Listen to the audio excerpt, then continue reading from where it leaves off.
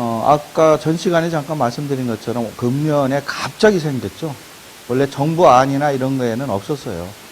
그리고 정부의 정책 취지가 현 정부가 원래 취임할 때 양도소득세나 소득세 세율이 9% 뭐 17% 뭐 16% 뭐 25% 이렇게 됐던 것들을 중간 세율은 하나씩 낮췄습니다. 9%를 이제 서민들한테 이제 위해서 뭐 6%, 3% 낮추고 그 다음에 이제 뭐 16%를 15% 이렇게 1%씩 중간에 있는 것은 아까 얘기한 대로 15, 24 이렇게 낮춰졌죠. 그런데 최고 세율인 35%는 그대로 유지를 했는데 정부가 임기 내에 33%로 낮추겠다. 그래가지고 그거를 매년 얘기를 했어요. 그러다 보니까 여러분들이 인터넷이나 이런 데 들어가 보면은 양도세 과세 표준 8,800만 원 초과하면 33% 이런 말이 엄청나게 많이 떠 있습니다. 거기에 속지 마세요. 그걸로 계산하면 안 됩니다. 그렇게 발표만 했을 뿐이지 국회 입법 과정에 33%된 건 하나도 없어요. 그래서 어느 유명한 카페에 지금 한번 가봤더니 그 세무 전문가 코너더라고요. 세무 전문가 코너인데 글을 올려놓으셨어요. 클릭 수가 보니까 뭐 한 500건 이상 되는 것 같습니다. 이게 상당히 많이들 보셨는데 그 내용을 보니까 세율을 33%라고 하잖아요. 그러니까 그 다른 데서 글을 퍼오실 때 알고 퍼오셔야 돼. 그걸 모르고 그냥 갖다 퍼다 거기다가 참작을 해놓으셨더라고. 33%는 임기 내에 하겠다고 말만 했지 한 번도 시행된 적은 없다. 35%입니다. 그리고 금년에도 그와 같이 정부안은 그냥 더 이상 내리지는 못할 만큼 유지를 하자 이러고 국회에 제출했는데 국회에서 돈 많은 사람들은 좀 더 걷자. 그래서 과세 표준이 3억 원 이상 초과되는 사람은 세율을 올렸습니다. 그래서 이거 하나를 추가시켰어요. 그래서 금년 1월 1일 이후에 양도하는 거는 조그만 거 파는 거는 예전처럼 작년하고 똑같습니다. 작년하고 틀린 게 하나도 없어요. 세율이 내려온 것도 없고 올라간 것도 없어요. 근데 올해에 과세 표준이에요. 이건 과세 표준. 매매 가액을 얘기하는 건 아니에요. 판금액, 산금액 빼고, 필요경비 빼고, 장특공제 빼고, 기본공제 빼고, 다 빼고 세금 곱하기 직전의 숫자가 3억 원이 넘어가면 그때는 작년처럼 35가 아니라 38%로 하겠다. 이런 얘기입니다. 그럼 대략 한번 계산해 보면은 3억 원 초과니까 5억 정도로 놓고 보면은 5억 원이 작년 기준으로 따지면은 35%거든요. 그러면 5억에 35%면은 3억 5천의 반이니까 1억 한 7,500개입니다. 거기에서 누진공제라고 해서 1,490만 원 2년 이상 되면 빼주죠. 그러면은 얼마요? 갑자기 잊어버렸네. 얼마요? 5억에 35%로 1억 7,500에서 약 2천만 원 정도 빼주니까 1억 5,500. 대략 그 정도 되겠죠? 대략. 1억 5,500인데 올해 계산하면은 38%로 계산하니까 3억 8천의 반이니까 1억 5천에 1억 9천이 되겠고요. 누진공제는 2,390만 원 빼줍니다. 2,400만 원 정도. 그러면은 벌써 몇천 더 내잖아요. 그러니까 과표가 3억 원 초과되면은 38%짜리가 올해 하나 생겼다. 착각하지 말 것이 있어요. 이거는 2년 이상 된 부동산만이래요. 2년이 안 된 거 어떻게 하라고요? 50이나 40은 똑같습니다. 양도세는. 2년이 안 된 건 똑같아요. 그 다음에 법인세 같은 경우는 법인은 왜 말씀을 드리냐면 여러분들 마지막 시간에 이제 법인으로 부동산 투자를 하고자 하는 분들이 요즘 예상보다 많습니다. 왜냐하면 매매사업자 개인으로 해도 뭐 이것저것 세무 간섭은 똑같은데 뭐 비교과세가 어떻고 뭐가 어떻고 해가지고 뭐 머리 아프니까 차라리 2009년에 법인에 대한 추가과세제도 없어졌으니까 깔끔하게 법인을 하자. 또 하나는 법인에 대한 수요가 많아진 이유가 주택 신축 판매 없다는 거예요. 빌라 지시는 분들이 예전까지는 개인 명의로 지면은 추결하기 위해서 단순인정 비율로 한 90% 정도를 증빙서류가 없어도 인정해 줬는데 금년부터 그 제도가 없어졌거든요. 전부 다 서류를 챙겨야 돼요. 공사할 때. 서류를 챙긴다는 얘기는 뭐냐면 비용이 그만큼 더 나간다는 얘기예요. 세금계산서 받아야 되니까 10% 더 줘야 되고, 인건비 처리할 때 노무비, 영수증 이런 것들 다 해서 원천증 줘야 되니까 인건비에 한 10% 또 더 나가야 돼요. 그거 다 건축주가 부담해야 돼요. 그러니까 그렇게 서류 다 챙겨서 할 바에는 차라리 35%짜리나 38%짜리 세금으로 낼 바에는 법인세 20%로 내고 만다. 해서 이제는 그 주택 사업하시는 분도 그렇고 또 이런 그 부동산 그 경공매로 단기 투자하시는 분도 그렇고 해서 차라리 법인 설립을 해서 해보자. 비용이 들더라도. 이왕이 이쪽에 내가 올인을. 특히 젊은 친구들은 이왕이면 본격적으로 하는 김에 내가 공부해서 하면 되지 하고 많이들 하십니다. 그래서 법인세인데 법인세 세율이 작년까지만 해도 10%, 22% 이렇게 두 가지였어요.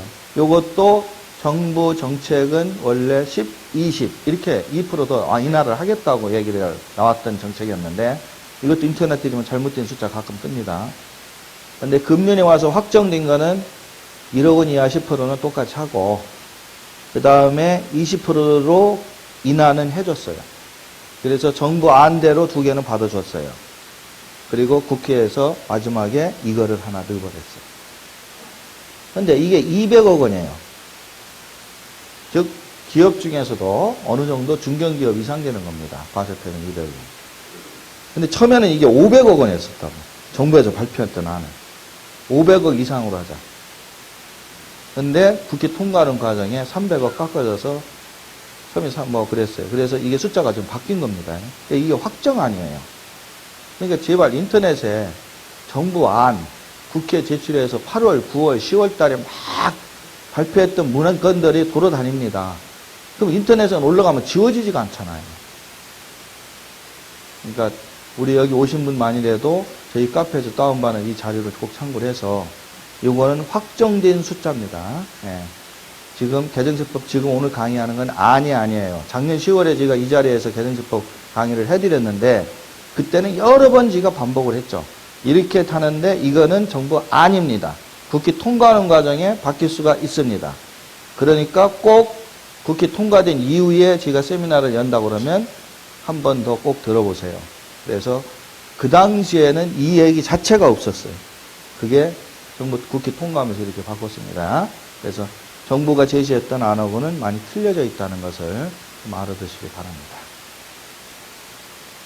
그 다음에 두 번째는 이거는 이미 작년에 바뀌었던 내용인데 작년 연도 중간에 바뀐 거다 보니까 여러분들한테 아주 중요한 부분인데 간과를 하시는 분이 있고 개정세법 하면은 연말 연초에만 바뀌는 걸로 알고 있어요.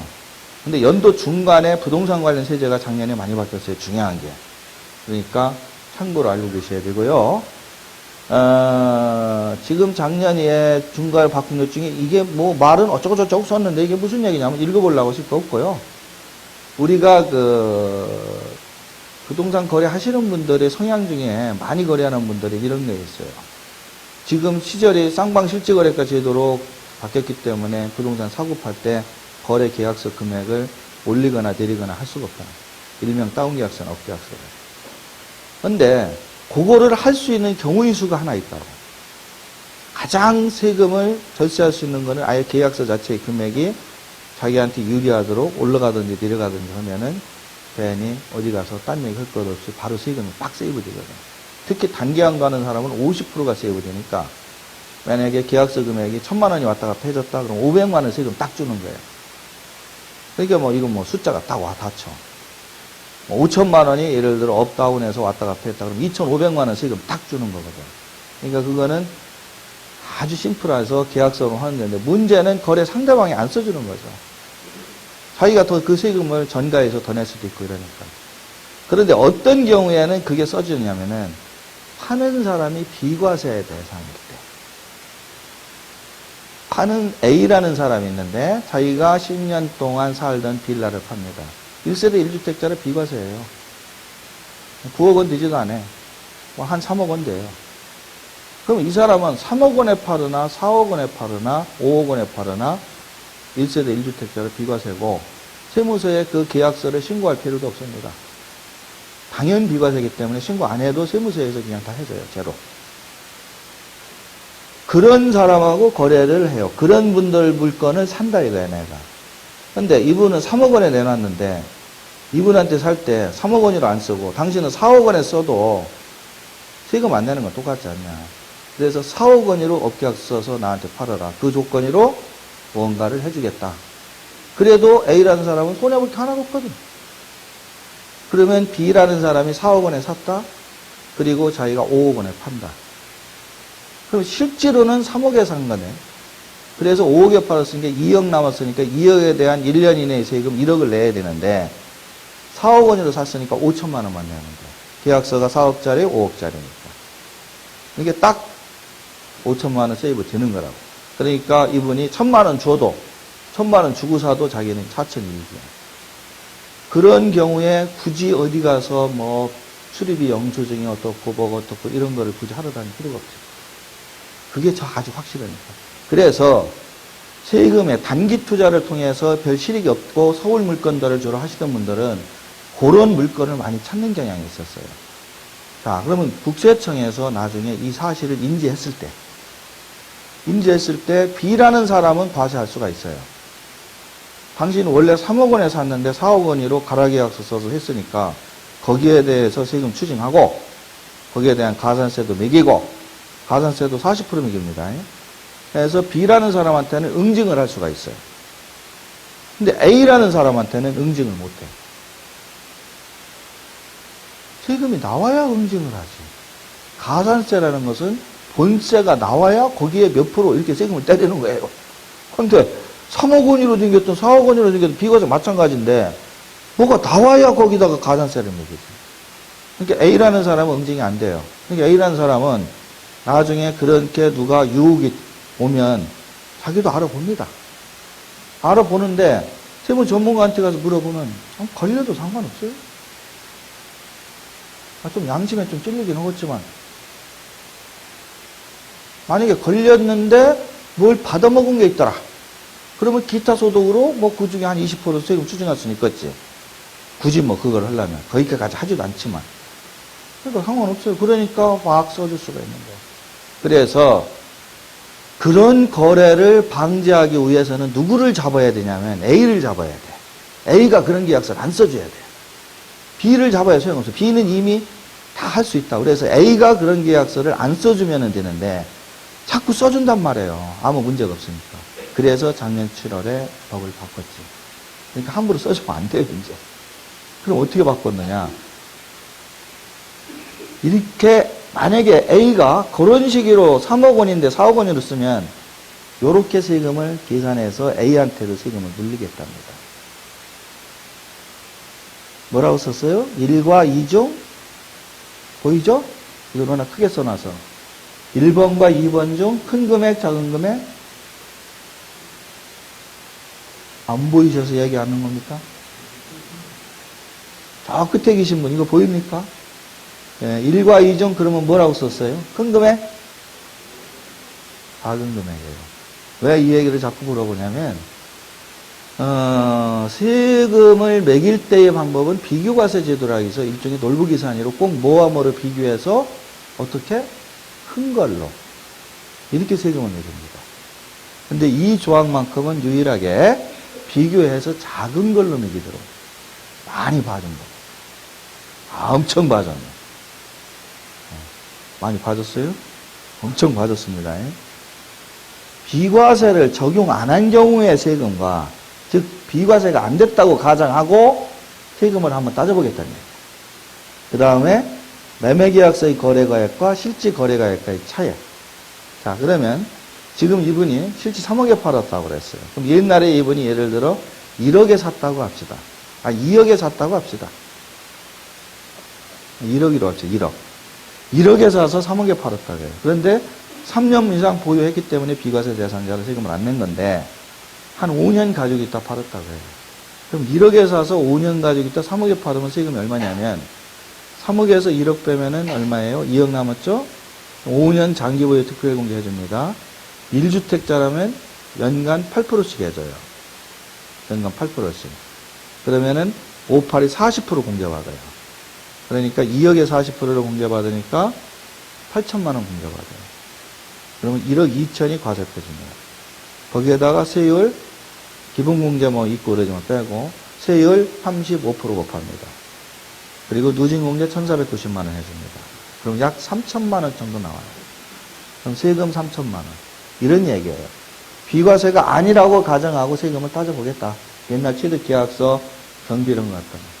그 다음에 3억인데 4억으로 썼잖아요. 이렇게 실질 거래가액은 3억인데 계약서 4억으로 썼으니까 차액 따지니까 얼마요? 1억. 1억하고 3천만 원하고 비교해서 큰 걸로 때린다 그러면 1억 원이 세금이고요. 작은 걸로 때린다 그러면 3억 원이 벌금이 되는 겁니다. 그래서 3천만 원. 그래서 이 사람은 3천만 원을 A도 내야 돼요. 이해되셨습니까? 네. 그러니까 부동산 중개거래 하시는 분들이 실수하지 말라는 얘기입니다. 요 내용의 의미를 정확하게 이해를 하고 하셔야 돼요. 근데 요런 것보다 더 앞서신 분이 있더라고. 계산해봐. 했더니 3천이면 돼. 두드려 맞아도. 근데 B라는 사람이 나중에 걸릴 거는 B라는 사람은 걸릴 각오를 하고 오는 거니까. 내가 이익 보는 게 1억이야. 5천이야. 그럼 쓰자고요. 보내면 만약에 문제되면 3천 물어줄게. 그렇게 담대하게 해야죠. 아니 부동산을 좀 여러분들 세법 공부를 온 게 아니라 부동산으로 돈을 벌려고 온 건데 담대하게 해야죠. 오늘 이 자리에 뭐 국세청에서 오신 분이 아마 있겠습니까만은 제가 대충 보니까 뭐 우리 선 후배님은 안 보이시는구만. 출신은 계신 것 같은데 지금 뭐 현직에 계신 선 후배님은 안 보이시는 것 같으니까 오늘 뭐 촬영하는 부분도 그 일반인한테는 오픈을 못하는 부분입니다. 그래서 우리 그 VIP 회원들한테는 오픈이 되니까 뭐 말 마음대로 하죠 뭐. 그러니까 여러분들 계산해봐요. 이게 있다고 무조건 하지 말고. 이게 있어도 계산해보면 A가 어떤 분 그런 분이 있어요. 실제 옛날에 뭐 한 2억 한 5천에 사가지고 지금 3억에 판다. 그럼 5천만 원밖에 차익이 없으면 필요경비 빼고 뭐 빼고 그러면 세금을 따져도 한 2, 3억밖에 안 되는 분이 있어. 그러면은 그 돈 내가 줄 테니까 한 1억 올려 씁시다 그랬어요. 근데 안 걸리면 안 나오는 거예요. 그것도 걸렸을 때나 나오는 거야. 그럼 이게 걸릴까? A하고 B하고 아무 수리를 안 하면 아무도 몰라. 근데 꼭 누가 뭐라고 그래? 중개업자가. A하고 B하고 거래한 다음에 수수료를 제대로 안 주고 가거든. 요렇게 해줬으면 줄 만큼 줘야지. 근데 꼭 화장실 갈 때 올 때 틀리려고 안 주고 가거든.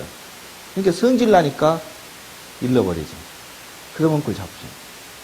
그런데 이거 조사하러 안 다닙니다. 국세청, 과세관청, 세무서 직원들이 할 일 없나?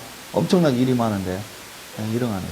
그 다음에 이 조항이 큰 거 하면은 머리 아파요. 큰 거 하면은 못해요.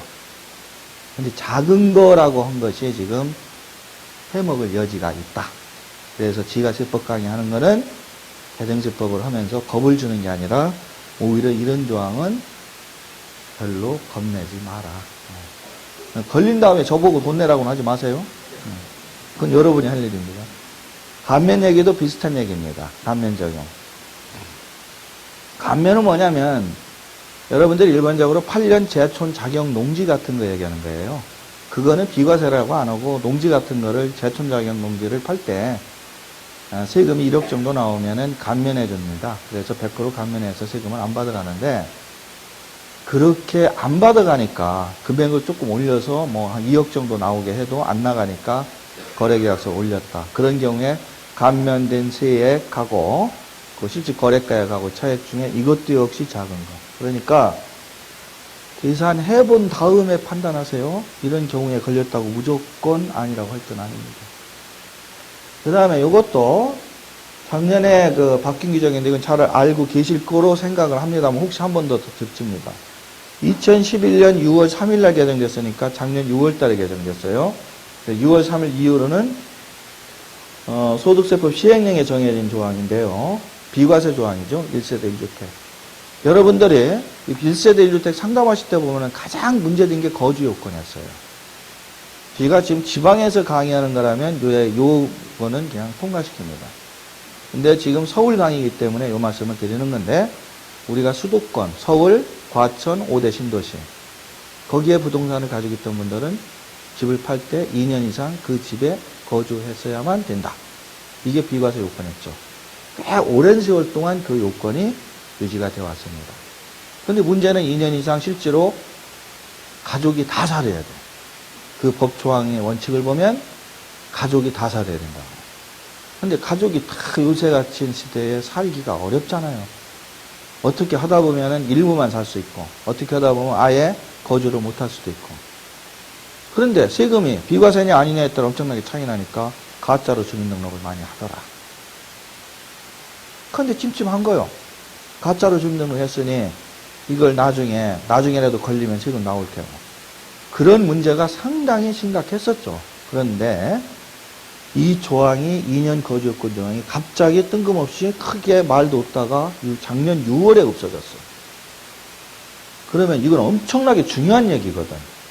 그럼 주민등록 2년을 안 채워도 비과세를 받을 수 있고 3년만 보유하면, 그 다음에 주민등록 2년을 안 해도 된다는 얘기인데 1년 6개월만 살았다, 가족이 한 사람만 살았다, 아예 안 살았다, 다 해주겠다는 얘기야. 그러니까 그동안에 엄청 문제됐던 조항이 과연 그런가 하고 제가 이 법 조항을 아예 여러분들 자료에 지금 올려놨습니다. 그래서 이 종전 조항과 지금 조항은 대통령령으로 허용하는 1세대 1주택이란 거주자 및 배우자가 그들과 동일한 거소 및 도저의 생계를 같이 하는 가족과 함께 1세대를 한다. 1세대가 양도일 현재 국내 1주택을 보유하고 있는 경우로 집을 한 채여야 된다는 얘기를 이렇게 정확하게 한 거예요. 가족이 보유하고 있는 게 집이 한 채. 1주택 이하고 하는 경우로 보유기간 3년. 요 얘기만 딱 넣었어요. 그러니까 이거는 거주 얘기가 없어요. 근데 이 종전 규정은 어떻게 되어 있냐면, 원래 그것도 같이 좀 보여드려야 되는데, 생계를 같이 하는 가족과 함께 구하는 1세대를 한다 하고 괄호 열고, 서울, 과천, 5대 신도시 지역은 2년 이상 거주. 주민등록이라는 얘기가 아니에요. 주민등록을 했든 안 했든 사실상 거주를 해야 돼요. 사실상 전 세대원이 거주하는 경우에 한정한다. 해서 5대 신도시까지는 그 조항이 괄호 안에 들어가 있었어요. 근데 요번에 6월 3일 날 이 법조문을 보니까 그 조항이 싹 빠졌을 때고. 그러니까 법을 만들 때에는 3년만 보유하면 됩니다. 이런 얘기는 안 해요. 그 말을 빼버리면 그만이에요. 그래서 6월 3일 이후 양도분부터. 6월 2일 날 파는 분은 2년 살아야 돼. 6월 3일 이후에 파는 분은 안 살아도 돼요. 그래서 요 조항 다시 한번 기억해 두시고요. 비과세 거주 요건에서 이제, 요거는 금년 1월 1일자로 개정된 내용입니다.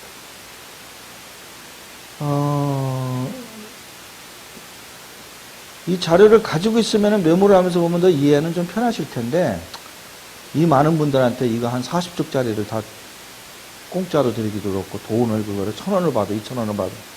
그래서 그냥 온 거고, 그거 있어야 또 뭐 하니까 여기에 집중하세요. 나중에 자료 뽑아서 이해하시면 돼요. 요 내용이 뭐냐면요. 혼인에 따른 1세대 1주택. 여러분들 혼인할 때 비과세 해주는 규정이 있죠. 그게 뭐냐면, 처녀총각이, 여기 일부 분들이 경국내 하시는 분들, 제가 이렇게 안면에 있는 분들이 좀 와 계신데요. 그분들이 내가 주민등록을 안 떼봤는데, 장가를 안 간 분들이 꽤 있더라고요. 주민등록을 안 떼봤는데 하여튼 몰라. 장가 갔는데 안 간 것처럼 하고 다니는지 모르겠지만, 제가 단기 강좌할 때 보면은, 그러면 그런 분들 경국내 하시는 분들이에요. 그러니까 결혼하기 전에 집 한 채 정도는 소유해요. 아가씨들도 많습니다, 요즘. 젊은 분들도 시집갈 생각은 안 하고 혼자 독립하시려고 그러는데, 아가씨들도 뭐 본인이 투잡으로 경공리 하시는 분들 많아요. 그럼 자기 본인 이름으로 집이 한 채 정도는 있어요. 그래서 경공내 학원에서 공부하다가 눈이 맞아가지고 결혼을 했다. 그런 경우는 거의 없습니다. 누가 찰까요? 여자가 차버립니다. 네. 자기보다 재산이 안 많으니까. 그러니까 처녀총각이 집을 한 채씩 가지고 있다 결혼을 했다. 그러면 집이 몇 채가 돼요? 두 채가 됐잖아. 그럼 1세대라고 하는 것은 부부는 무조건 1세대거든요. 그러니까 와이프 한 채, 남편 한 채 이렇게 소유하고 있으면은 그렇게 해서 결혼을 안 했을 때는 각각 1세대 1주택인데 혼인을 해버리면은 1세대 2주택이 돼요. 그럼 아까 비과세 규정도 봤지만 1세대 2주택은 세금을 안 깎고 된다. 집이 두 채니까. 두 채 중에 하나 팔 때는. 근데 종전부터 나오는 규정이에요. 혼인으로 인해서 결혼해서 집이 두 채가 되면 그 중에 신랑 거가 됐든 신부 거가 됐든 먼저 파는 집을 비과세 해줍니다. 그래서 추가로 더 사지만 않는다면 나머지 집도 비과세 해줍니다. 그래서 그런 경우는 비과세 해주는데 조건이 있다. 5년이라는 조건. 예전에는 2년 했어요. 그렇게 붙어서 결혼했다. 그러면 2년 이내에 이제 결혼했으니까 두 채 다 필요 없다. 너희 부부가 살 집 하나만 있으면 된다. 그러니까 나머지 한 채는 세주지 말고 빨리 팔아 채워라. 그걸 언제? 2년. 그러다가 나중에 3년. 그러다가 지금은 5년. 이렇게 연기되어 있어요. 그래서 5년 이내에만 그 나머지 한 채를 팔으면 비과세 해줍니다. 요게 종전의 비과세 규정의 원론이에요. 근데 최근에 현재 정부에서 강조했던 세제정책 중에 하나가 동거 봉양입니다. 노부모 봉양. 노후 세대가 많아졌어요. 그리고 젊은 친구들은 집 살 능력이 없어졌어. 그래서 나이가 많이 드신 지금 100세까지도 산다고 난리인데 전 시은 지금 58년이니까 50 지금 시은 5이라는 말을 징그럽게 하기 싫네. 시은 한 서너 밖에 안 되는데요. 환갑 넘어가고 칠순 진다는 게 끔찍해요. 그런데 지금 칠순 넘어서 사시는 분들 많습니다. 건강하게. 그분들이 재산 물려줍니까? 안 물려줍니다. 자기 돌아가실 때까지 자기가 가지고 있습니다. 그래서 그분이 아버님이 집을 한 채 가지고 살고 있는데 그 아들이 있다. 근데 아들은 직장은 다니지만 집은 없다. 무주택자예요. 근데 아버님이 연로하시다 보니까 모시고 살더라. 효자죠. 나이는 많이 들어 30이 넘었는데. 근데 이 아들하고 연애를 하던 여자친구가 있는데 이 여자친구가 바로 경매학원에 다니면서 열심히 경매 투자하는 여자친구입니다. 그래서 이 여자친구 이름으로는 집이 있어요. 그 여자친구하고 이 아들하고 무주택자인 아들하고 혼인을 했다. 그러면 종전 규정대로 하면은 혼인 전에 1주택자인 남자와 1주택자인 여자가 혼인을 함으로써 2주택자가 된 경우 그 경우만 해준다고 그랬거든. 그러면 무주택자인 신랑과 1주택자인 처녀가 만나서 혼인을 했다. 그런데 혼인을 해서 어디서 살아? 아버님을 모시기 위해서 시댁에 들어와서 어른 동거봉양하기 위해서 들어와 산다. 그러면 집이 어떻게 되냐면 비록 신랑 집은 아니지만 아버지 집이 하나 있기 때문에 1세대 2주택이 된 거예요. 한 지붕 밑에 시아버지, 아들, 며느리. 며느리 집 하나, 시아버지 집 하나. 1세대 2주택. 동거봉양. 모시기 위해서 들어온 좋은, 아주 며느리도 좋은 착한 며느리고, 아들도 참 효자인데. 그래서 이 경우에는 두 개 중에 하나 팔면 세금이 옴팍 나와. 이 조항에 해당이 안 되니까. 그래서 바꿨어요. 그런 경우도 해주겠다. 그 얘기입니다. 그게. 그러니까 어떻게 해라? 아들내미가 자기를 모시고 살더라도, 네 색식 거 집 팔을 때 세금 안 나온다. 오늘 내가 여의도에 가서 들어보니까, 네 여자친구 결혼해서, 나하고 같이 살아도, 네 여자친구 집 팔 때는 비과세 해준다더라. 대신 나를 모셔야 된다. 같은 집에 살아야 된다. 그러면 그걸 동거봉양으로서 해준다더라. 그게 올해 개정제법의 취지예요. 존재 조건 하나, 그 아버님이 나이가 60살만 넘으면 돼요. 요새 60이야 뭐 다 넘죠. 60도 안 넘었으면 들어와 살라고 해도 내쫓잖아요. 그래서 직계 존속이어야 되고요. 그 조항이 이겁니다. 직계 존속이어야 되고 그 부모님이 직계 존속이 부모란 얘기예요. 그리고 만 60세만 이상이 되면 그분이 가지고 있는 집, 그 자녀하고 결혼해서 합가를 했다. 그런 경우에도 비과세를 해주겠다. 이런 뜻입니다.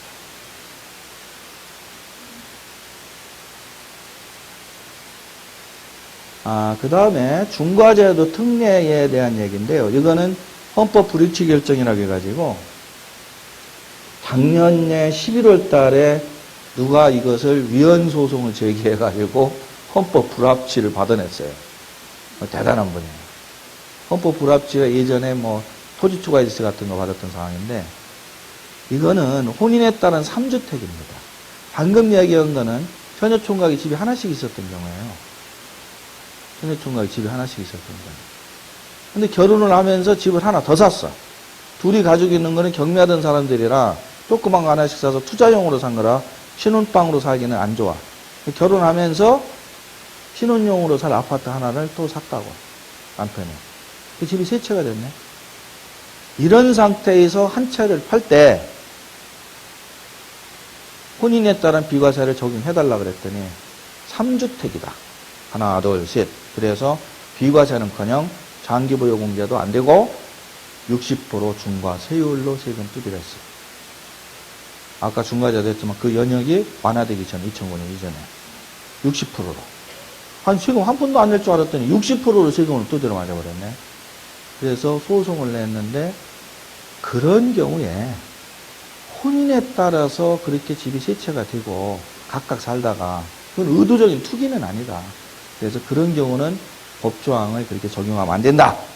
그래서 작년에 11월 달에 그런 조항이 생기다 보니까 작년 헌법 불합치 결정 떨어진 이후로는 이렇게 결혼을 통해서 집이 세 채가 되더라도 그런 중과를 적용하지 말아라.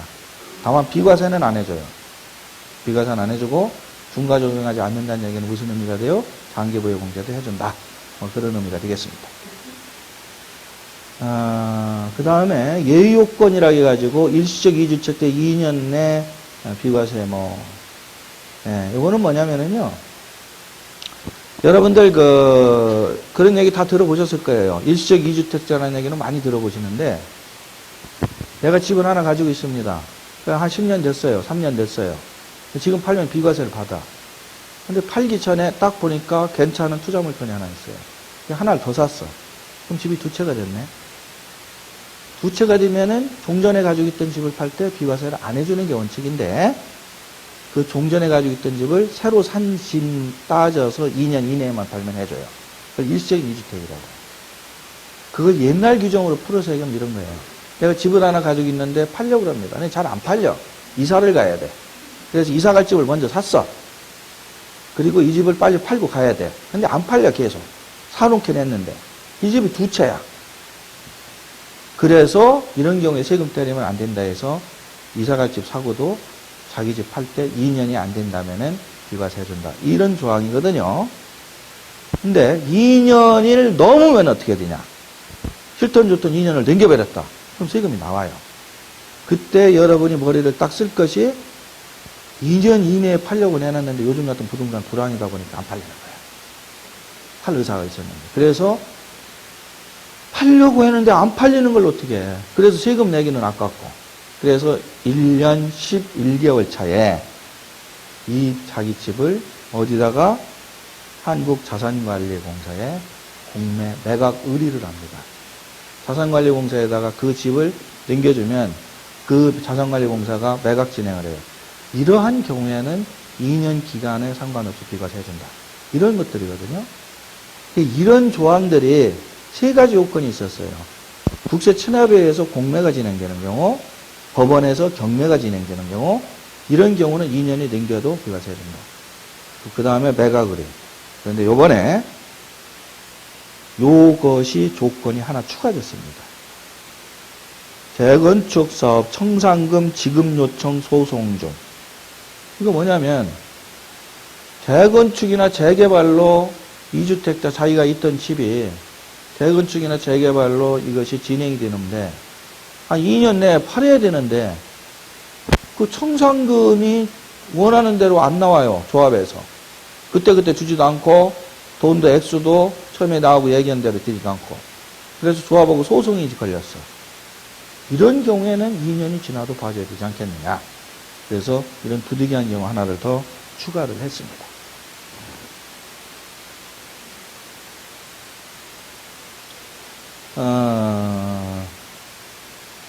그 다음에 이게 오늘 그 강의 중에 가장 중요한 내용이 되겠습니다. 개정세법 강의 중에는. 아까 잠깐 첫 시간에 얘기했는데요.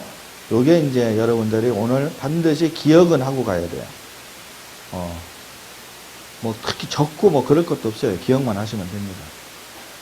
요게 이제 글자가 조금 빡빡한데, 원래 지금 그 2003년도에 12구 조치 나와서 2004년 이후에 단계적으로 중개제도가 시행돼가지고 1세대 2주택자는 50%, 3주택 이상자는 60%, 비사업용 토지는 60%, 이렇게 세율을 높여서 하면서 장기보유 특별공제는 인정하지 않겠다. 이게 세금 폭탄제도예요. 아까 그 연영 얘기한 것처럼 10년 전에 이 얘기를 처음 꺼내놓고 제도화된 거는 2005년도, 7년도부터 해서 한 4, 5년간 시행이 되었던 제도입니다. 그리고 작년 12월 31일까지도 세율은 완화가 됐지만 요것만큼은 계속 적용이 됐던 거예요. 아무리 오랫동안 보유했어도 장특공제는 인정하지 않는다. 2주택, 3주택, 비사토. 이 세 개에 대해서는 장기보유공제를 단 1원도 인정하지 않는다. 이거는 작년 12월 말일까지 유효했던 제도입니다. 이것이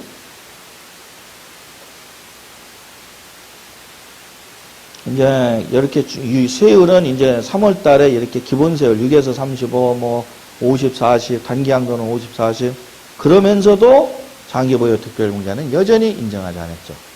이명박 정부 들어와서 세율을 낮춰줬잖아요. 낮춰주면서도 이거는 여전히 인정하지 않은 겁니다.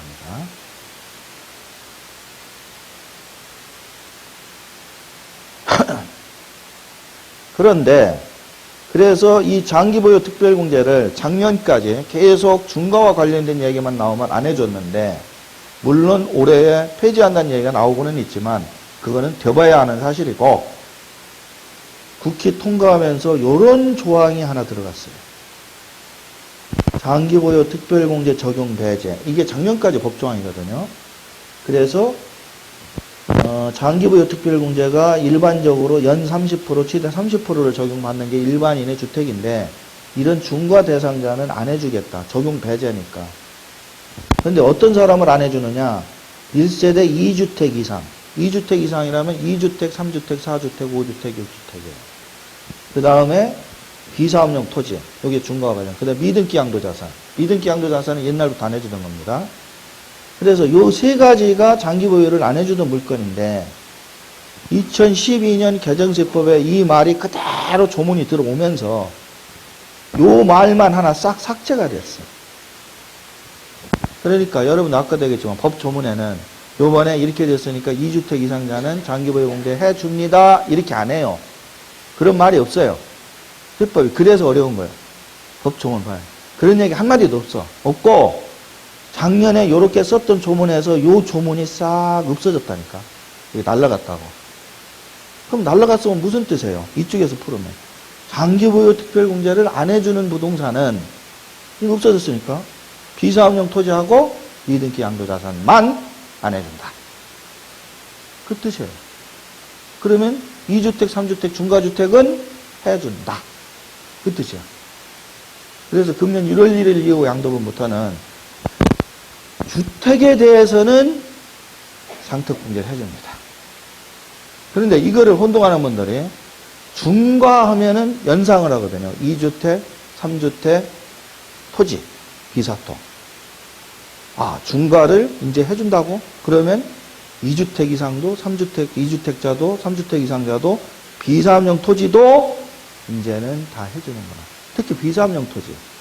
여러분들 시골에 임야 가지고 있는데, 또 논 가지고 있는데 밭이나 이런 거 농사 안 지은 것들 팔려고 하면은 그게 보통 10년, 20년 된 것들이라 30% 세금이 왔다 갔다 한단 말이에요. 그런데 그것이 작년에 계산할 때 사람들이 하반기에 내년에 중과제도에서 장기보유공제가 될 것 같습니다. 이런 얘기가 많이 나오니까 안 파는 분들이 많아요. 해를 넘겨서 팔면 30% 세금 세이브 되니까. 근데 그럴 줄 알았더니 올해 딱 법 조문을 보니까 토지는 안 들어갔어요. 땅은 안 들어갔다니까요. 그러니까 땅은 역시 올해 팔아도 30% 공제 못 받아요. 근데 집은 해줘. 2주택 이상자니까 10주택이든 뭐든 다 상관없어요. 그러니까 지금 기억할 내용이, 올해에는 이미 법이 통과돼서 1월 1일 미흡할 때 주택에 대해서는 다 해먹을 수 있다. 그러나 땅은 아직도 못 해먹는다. 땅은. 그러면 또 기다리라. 또 기다려라. 언제? 올해 안 되면 내년에 되겠지. 그렇지 않으면 올해 안에 폐지가 되겠죠. 폐지가 되면 당연히 해주는 거죠. 완화가 됐기 때문에 안 해주는 거예요. 폐지가 되면은 삭제가 되기 때문에 당연히 해줍니다. 당연히. 이 조문 자체가 의미가 없어지는 거니까. 그러니까 폐지가 되면 이런 좋은 점도 있는데, 될지 안 될지는 역시 모르겠다. 이해했습니까? 토지하고 주택하고 꼭 구분하세요. 헷갈려가지고 여러분들이 중과, 장특공제 올해부터 돼. 그러니까 손님이 오셔가지고, 나 시골에 있는 임야인데, 시골에 있는 농지인데, 재작년에 계산할 때는 중과라고 해서 30% 공제 못 받아서 세금이 얼마 나왔다. 그럼 올해 하면은 세금 많이 이제 주는 거 아니냐? 아니가. 똑같다. 예, 그렇습니다. 이랬다가는 이제 나중에 물어줘야 돼. 그러니까 토지는 아직 안 된다. 그러면은 옆집에서 된다고 하는 사람이 있다니까. 틀림없이. 동네에서 목소리 큰 사람이 된다고 떠든 사람이 있어요. 그러면은 그 사람한테 이 조문을 보여줘야지 말로 상대해서는 못 이깁니다. 그런 분들한테. 목소리 큰 사람이 이기는 거예요. 그러니까 이 법 조문을 보여주도록 하십시오. 제가 이 조문을 여기다가 무슨 법을 써놨죠? 어디다 썼나요? 소득세법 95조 2항입니다. 요거는 필기하십시오. 소득세법 95조 2항. 그거는 여러분들 집에 가시면 한번 이거 인터넷이나 법제처 이런 데 들어가서 소득세법 95조 2항을 한번 이렇게 출력을 하든지 인쇄를 해서 꼭 보도록 하십시오.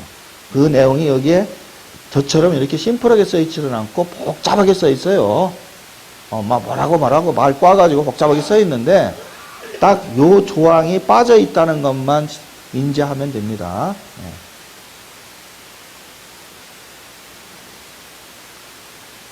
임대주택 얘기 잠깐 하겠습니다. 여러분들이 관심 갖고 있는 임대주택이요. 임대주택 얘기하고 장기보유 특별공제 아까 얘기한 주택 두 개. 이 두 개가 오늘 개정실법의 핵심입니다. 임대주택에서는 이거는 여러분들도 뭐 잘 많이 알고 있는 건데요. 이거 복잡한 걸 다 미울 거는 없고요. 원래 2003년 12구 조치 때에 현재 여러분들이 얘기하는 임대주택이 나왔어요. 근데 아까 잠깐 얘기했는데 IMF 때 나온 임대주택이 있어요. IMF 때 나온 임대주택은 뭐가 붙는다고요?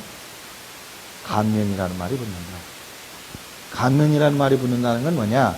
그 임대주택이나 본인 집을 팔 때 양도세를 50% 깎아준다든지 아예 100% 안 걷어가겠다. 이게 감면 임대주택입니다. 근데 이 매입 임대주택은 감면 임대주택이 아니에요. 임대를 주면 그럼 뭔 혜택이 있냐? 이때 2003년도에 이 임대주택 제도를 도입하면서 나온 얘기는 2003년 시점에가 양도소득세 중과가 도입되는 시점이에요. 12월 5채에서 절체 가지신 분을 하나 팔으면 세금을 60% 때린다는 것이 도입되는 시절이라고요.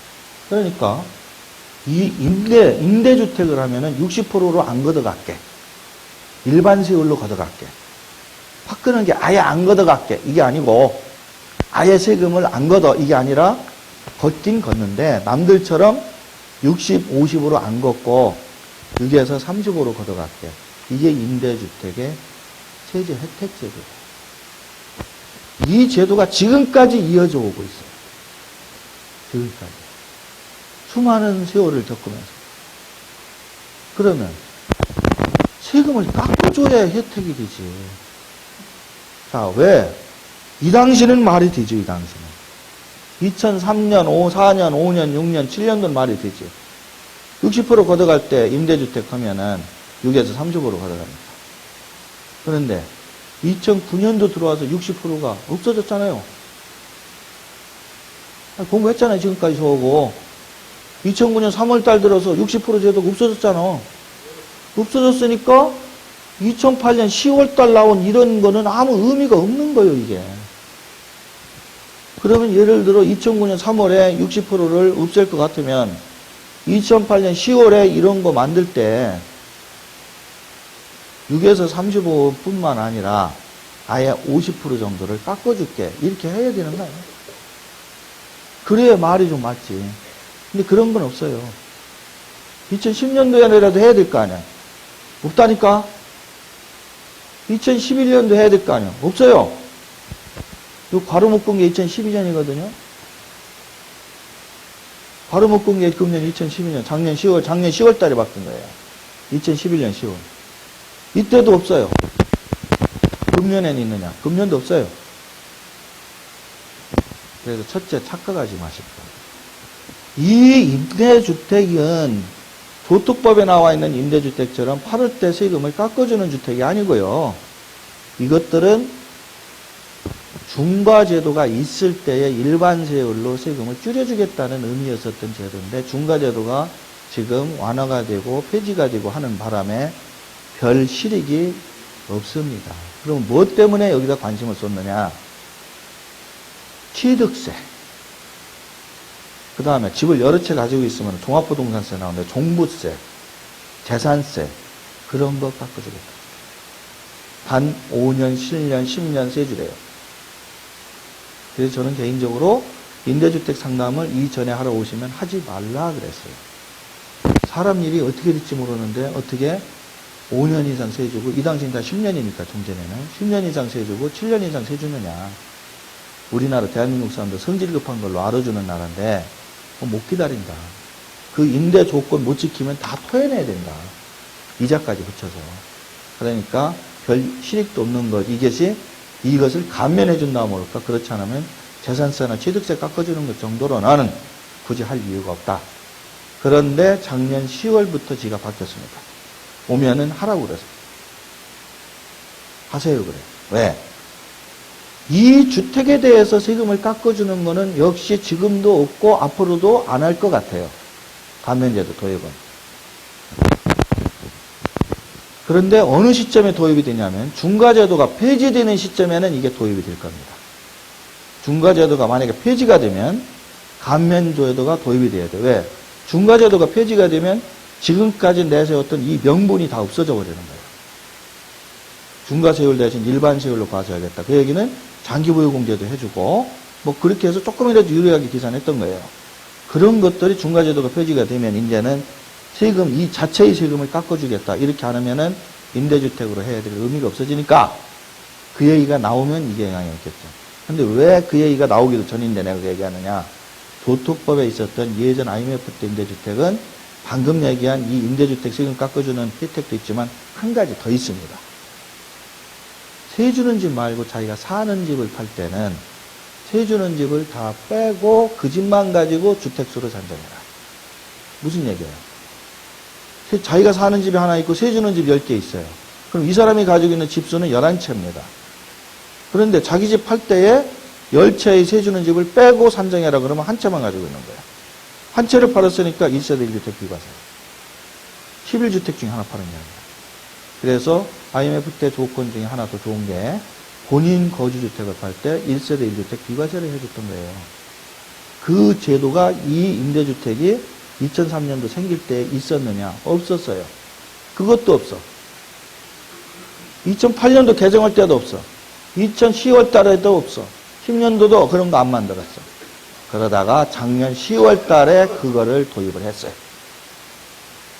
작년 10월에 그게 도입이 돼서 올부터는 본인 거주주택에 대해서는 비과세를 해줍니다. 그러면 이제 하나만 더 해주면 돼. 중과제도 없어지면서 이 임대주택 팔 때에 이 임대주택에 대해서도 세금 깎아줘요. 그리고 지금 취득세 감면, 종부세 감면, 재산세 감면 제도는 그대로 이어지고. 그러면 획을 많이 해요.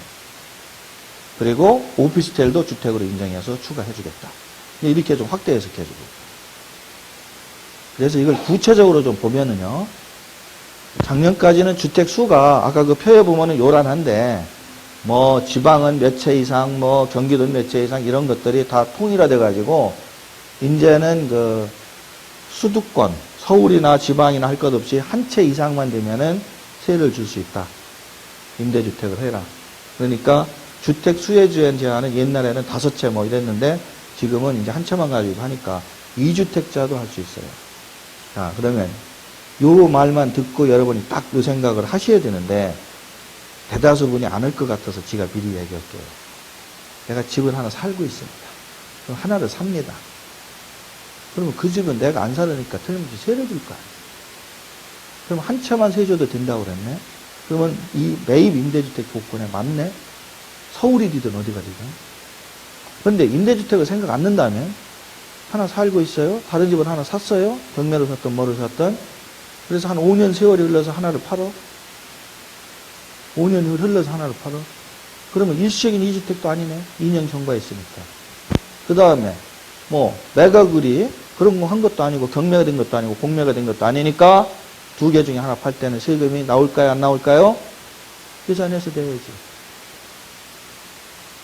그런데 요 조항을 딱 보고 저래? 그러면 임대주택으로 산 거를 세주는 거를 등록을 해놨어. A, B 2개 중에. 그리고 자기가 살던 집을 딱 팔면서 뭐라고 얘기를 하냐면 내가 가지고 있는 나머지 한 집은 매입 임대주택이다. 그래서 주택수 산입에서는 빼라. 그래서 내가 사는 집 하나만 파는 거니까 1주택으로 봐서 세금 안 내겠다. 그럼 할 얘기 있는 거야.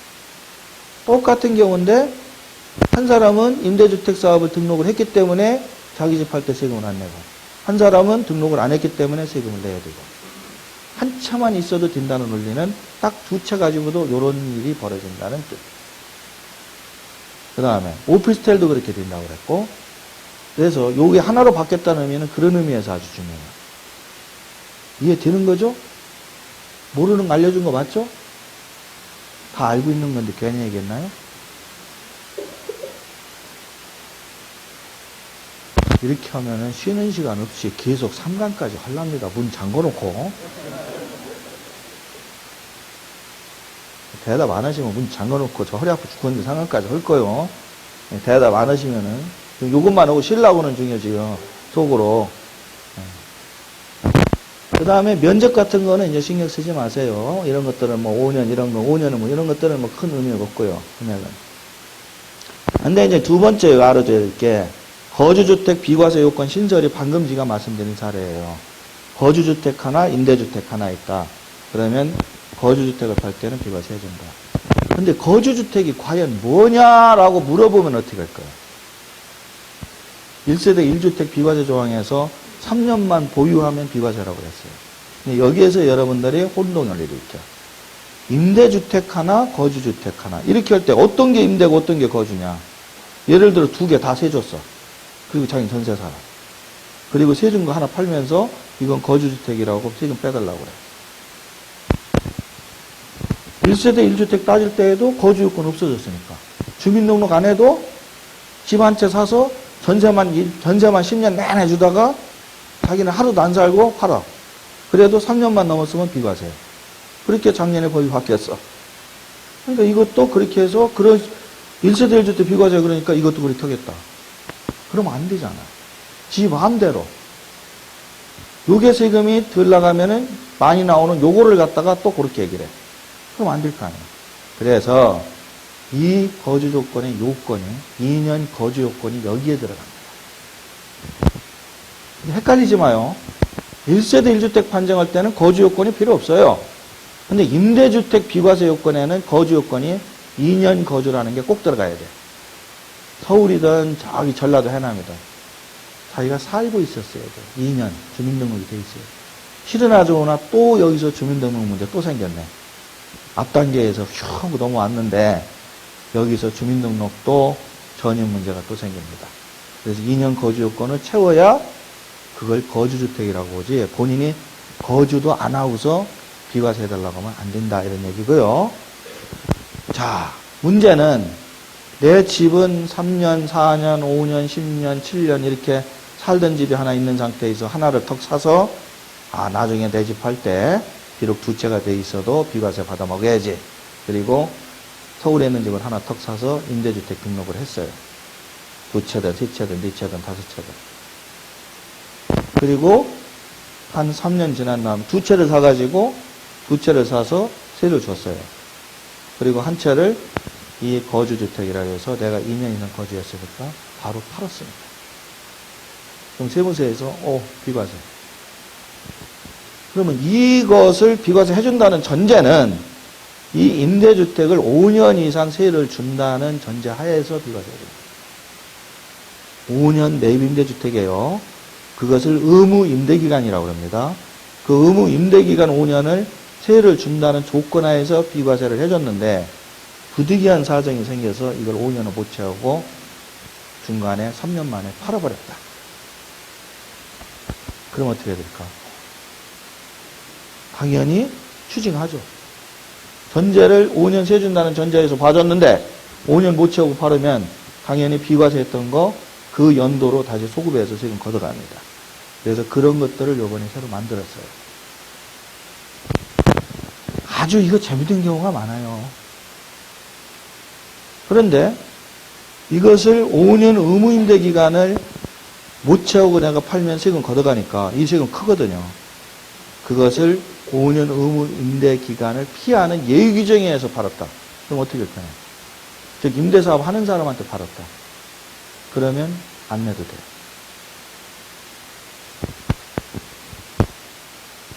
그 다음에 5년 임대 기간을 따지는데 미임대 기간 제외 요건, 즉 뭐냐면 5년 임대를 도대체 어떻게 따질 거냐, 세준 날로만 따질 거냐, 재개발 재건축 들어갔을 때 공사하고 있는 기간 따질 거냐, 이런 것들을 다 통산해야 될 거 아니냐 해서 사실상 집을 사서 임대사업자 등록해서 끝날 때까지 무조건 그때부터 5년이 아니라 임대를 준 날로만 따진다는 그런 조건들을 좀 강화했고요. 이런 조건도 있어요. 여기 있나 모르겠는데, 네, 있습니다. 이 임대주택 관련된 건 계속 같은 자료예요. 임대주택의 거주용 자가주택 1주택 소유자가, 즉 3년 보유 2년 거주한 거, 해당 거주주택 양도시 1세대 1주택 양도세 비과세 적용한다. 방금 설명했습니다. 그게 3년 이상 2년 거주해야 된다는 거예요. 그러니까 이 1세대 1주택 2년 거주하고 틀려요. 본인 거주주택이라고 구분하기 위해서 2년 거주 요건을 넣은 거고, 그 다음에 양도세 추징은 거주주택 비과세요, 추가로 비과세 받는 경우. 이게 뭐냐면 내가 집이 하나가 있고 세 채를 사서 세를 줬어요. 하나를 팔고 비과세를 받았어요. 세 채는 세 주고 있어. 그런데 나는 또 살 집이 있어야잖아. 남의 집 전세만 사나? 그래서 다른 집을 또 하나 샀어. 역시 또 네 채야. 또 3년 보유 2년 거주했어. 그리고 두 번째 집 또 팔아. 그럼 어떻게 해줄까? 비과세 해줘야지. 그것도 해준대. 단, 세금을 좀 계산해보자. 이게 그 얘기예요. 직전에 비과세 받은 거주주택이 양도일 이후 발생한 양도 차익분만 비과세 해준다. 지금 무슨 얘기냐면, 처음에 팔아서 비과세 받은 양도 차익이 3억이었었다. 나중에 두 번째 팔은 집이 비과세 차익이 5억이다. 그럼 5억을 다 비과세 해주는 게 아니라 종전에 3억 받아먹은 거는 거기서 빼고 2억에 대해서만 비과세 해주고 3억에 대해서는 세금 물리겠다. 이런 얘기입니다. 이거를 연타로 한 채, 두 채, 세 채, 임대주택은 한 10년 세 줘가면서 자기가 사는 집 팔고 비과세 받고 사는 집 또 사서 팔고 비과세 받고 계속 할 수 있어요. 두 번만 해라. 이런 규정 없어. 그러니까 100번 해도 돼요. 그러려면 주택을 여러분들이 300년은 가지고 사셔야죠. 그 대신 계속 앞에 부분 양도차익부터 깎아먹어야 되니까 계속 큰 집을 사야 돼. 계속 큰 집을 사야 돼. 작은 집 사면 의미가 없어. 양도차익 1억 생겼던 거 같으면 그 다음에 2억, 그 다음에 3억 이렇게 올라가야 그나마 비과세 받는 길이겠지. 양도차익 1억짜리 혜택 받고 그 다음 5천만 원짜리다. 그러면 하나만 와요. 이렇게 이 말에 속지 말까. 이 말이 특별한 말이 아니에요. 해준다는 얘기인데 실제로 계산 들어가면 두 번째 주부터는 깎아먹을 거 없다.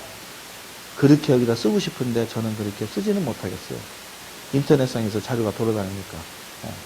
말로 오늘 온문만 듣는 겁니다. 임대 호소 요건 미충족 기간 6개월 경과 시 감면세액 추징. 임대 호소 요건이라는 말이 나와요. 법에 보면. 자, 임대 호소 요건은 임대주택의 그 주택 수입니다. 그 요건 충족이 예를 들어 뭐라고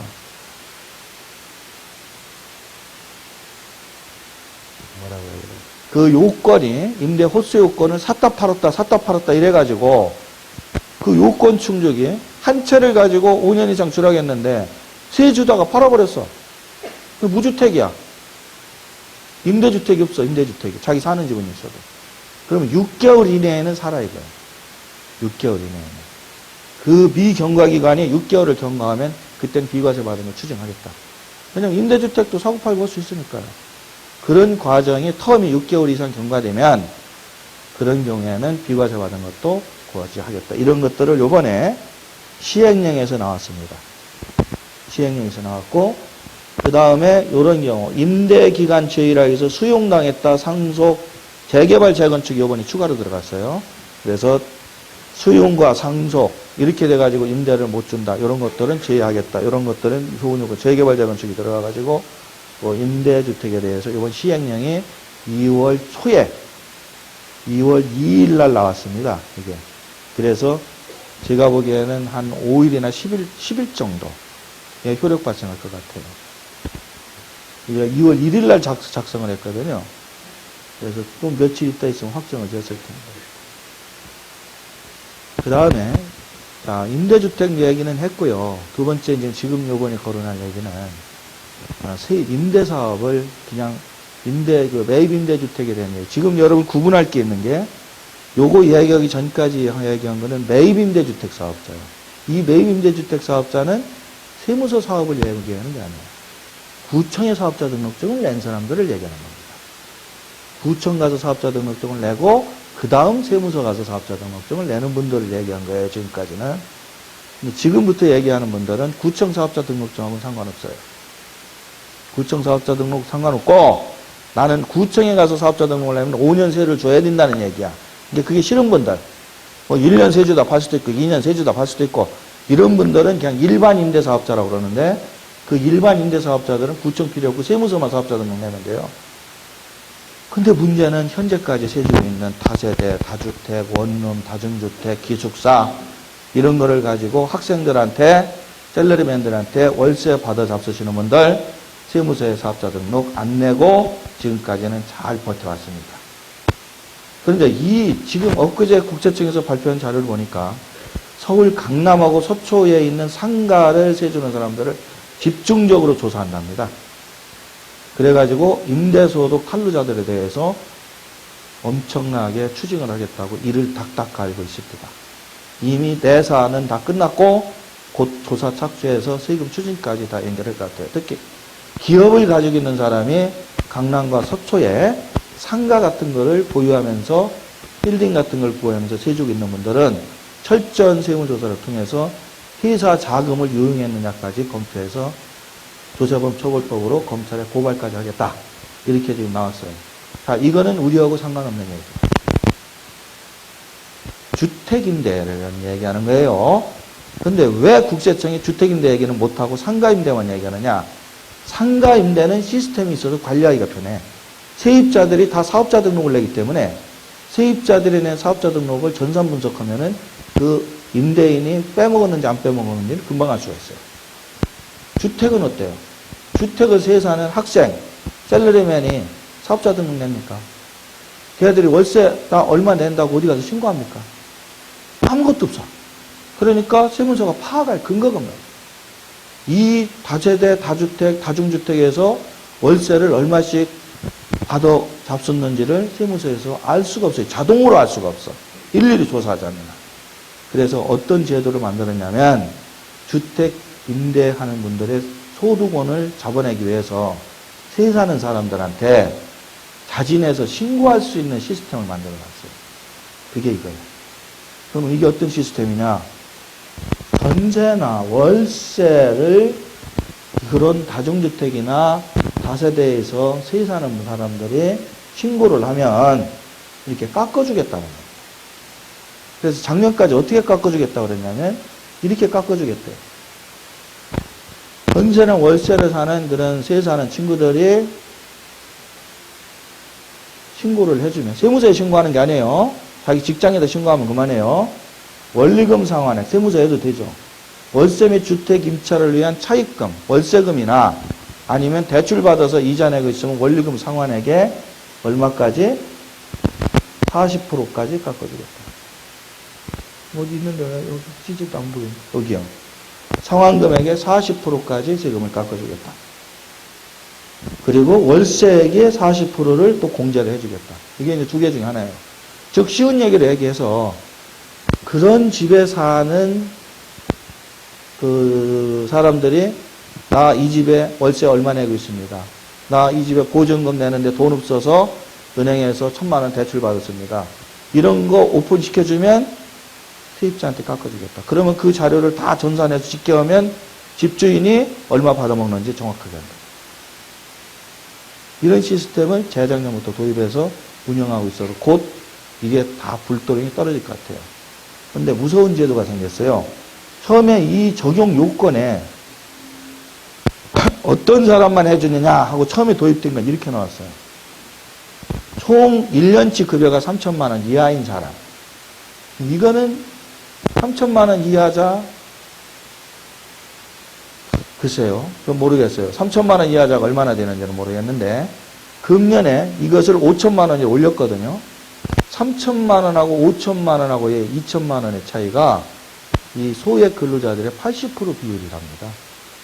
그러니까 5천만 원으로 올해 상승시켰으니까 이제 웬만한 근로소득자들은 다 들어가는 거예요. 젊은 친구들. 근데 3천만 원은 많이 인원이 해당이 안 됐던 모양이에요. 그 다음에 작년까지는 요 조건이 악법이었어요. 배우자 또는 부양가족인 남자.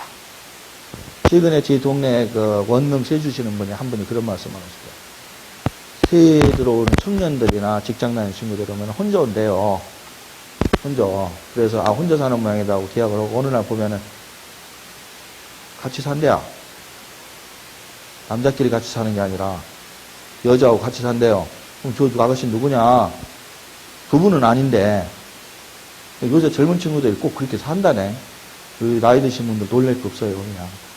그냥 여자분, 여자 아가씨 뭐 처녀총각끼리 이렇게 살다가 마음에 안 맞으면 헤어지고 뭐 또 살고 이러는 모양이에요. 그러니까 또 아가씨를 들여놔도 어느 날 보면 남자와 있고.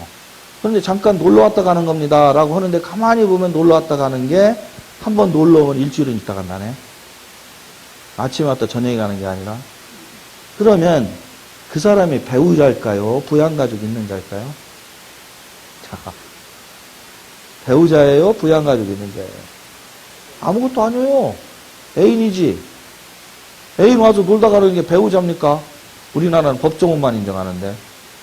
그리고 두 사람은 혼인 의사도 없어요. 사실혼 관계도 아니에요. 그냥 한번 이렇게 살아보다가 마음에 안 맞으면 가는 거고. 그러니까 배우자가 없는 사람이에요. 그 다음에 그런 친구들이 애들을 낳겠습니까? 없어요. 그 다음에 원룸이나 다중 이런 조그만 집은 결혼한 신혼부부가 들어와 살기에 너무 좁다고. 그러니까 배우자나 부양가족 있는 사람이 거기에 들어와서 살 수가 없어요.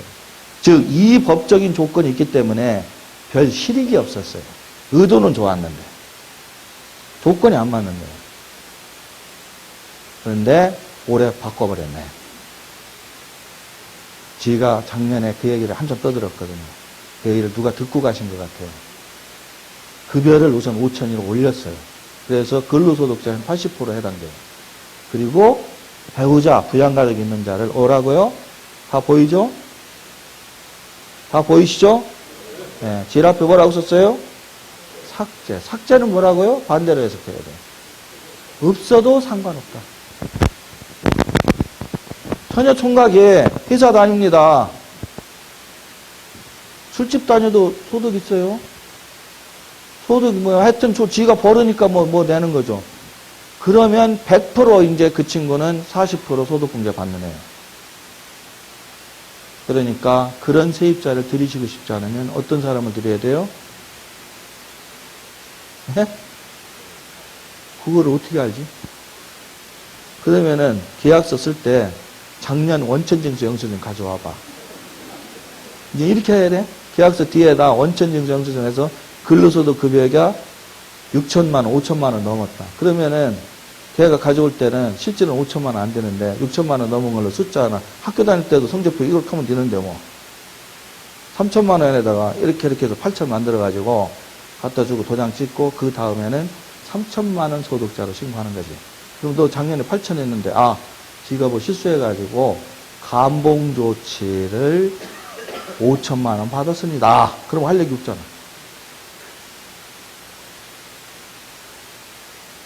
빼먹으려고 하지 말고 신고를 하세요. 왜 두려워합니까? 이런 제도를 국세청이 지금 2년, 3년 진행하고 있고, 이건 상가부터 조직했다고 하는 의견은 곧 주택도 이렇게 하겠다는 뜻입니다. 이제는 도망을 못 가요.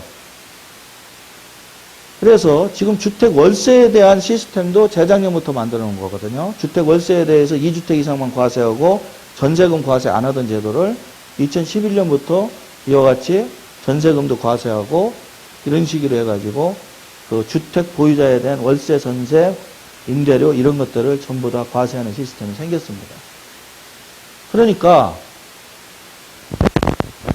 임대인한테는 예전에 전세보증금 세금 계산 안 하고 이런 것들을 이제 계산을 해서 세금을 매기도록 시스템을 만들어 놓고 세입자한테는 세사는 월세를 다 신고하도록 제도를 만들어 놓고 해서 상가 지금 조지듯이 다 앞뒤 곽구를 맞춰 놨으니까 이제 할 일은 세무조사 할 일밖에 없어요. 그 세무조사에 샘플 되어가지고 시범 케이스로 걸리면 5년치를 한 번에 다 내야 돼요. 그러니까 제가 생각하는 방법은 계산을 그럼 해봤어요. 과연 얼마나 되길래 이렇게 벌벌벌 떠시나. 그래서 방 20개, 30개씩 세주는 분들 월세 전세금 가지고 한번 두드려 봤다고. 보증금 막 집 세 채, 2천 원. 진짜 얼마 안 나와요.